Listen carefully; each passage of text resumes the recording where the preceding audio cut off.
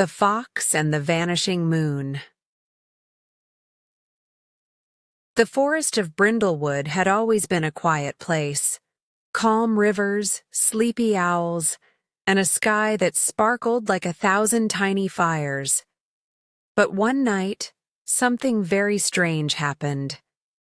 The moon disappeared, not behind clouds, not during an eclipse. It simply vanished. The animals panicked. Owls flew into trees. Frogs refused to sing. Even the crickets stopped mid-chirp. But one creature wasn't panicked at all. He was curious. Silas, the silver-furred fox, was known for his sharp eyes and sharper mind. He didn't believe in things just vanishing. "I don't trust disappearing moons," he muttered. "Something's fishy, and it's not the pond." He followed the clues. First, he spoke to Bramble, the old badger who lived in a hollow stump, and claimed he'd heard humming in the wind just before the moon blinked out. Next, he sniffed the air atop Mirror Hill, where the moon used to shine brightest. There, he found something odd, a trail of glittering dust, like crushed stars, leading into the deepest part of the woods. The Twilight Thicket. No one went there. But Silas wasn't no one. Inside the thicket, shadows moved on their own. Trees leaned in as if they were listening.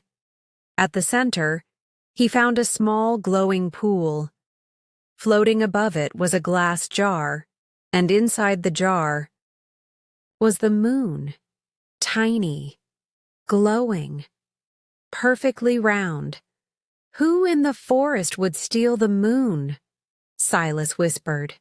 Just then, a figure stepped from the shadows, tall, cloaked in feathers and fog, a moth spirit, ancient and sorrowful.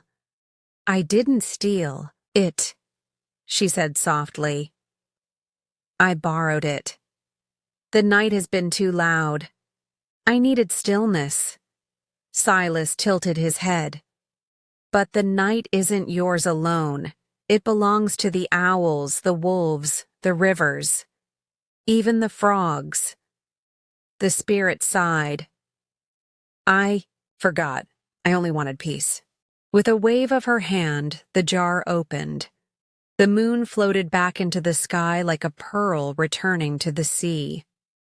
The forest breathed again. From that day on, once a month, the moon still disappeared, but only for a moment. And if you listened closely, you could hear a fox's voice whispering in the dark, "Just borrowing it, are you?"